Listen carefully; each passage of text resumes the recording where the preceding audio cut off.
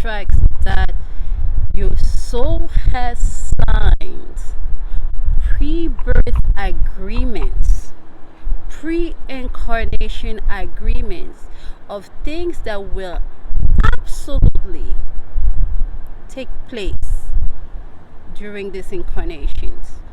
Contracts that don't let no social media, where those people where you go back and you listen to this and but don't let none of them, even if it says PhD or whatever worldly accreditation that they put to their title, tell you that you can't rip out those contracts. You cannot.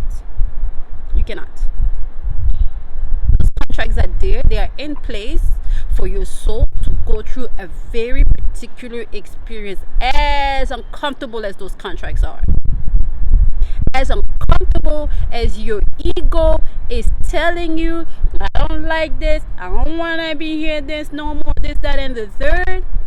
Your ego has zero authority, none, to decide who you are contracted to and who you are not. Okay? And your ego has zero authority and power to rip out a contract. Okay? Some of those contracts, sometimes they're in place to force you to reclaim your sovereignty.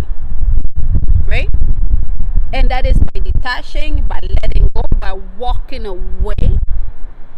But for a person with zero gnosis, zero, because they have a PhD or they have a practice or they have 2 million followers, to tell you that you can rip a contract out is lies. It's straight up bullshit.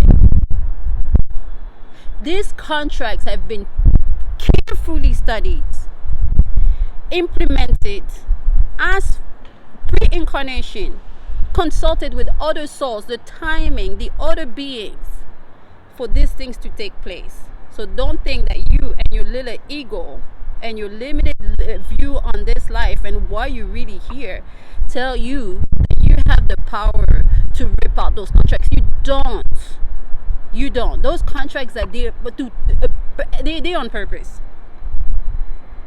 Even if the nature of the contract is for you to learn to reclaim your sovereignty. And sometimes it's painful. A lot of time it's painful.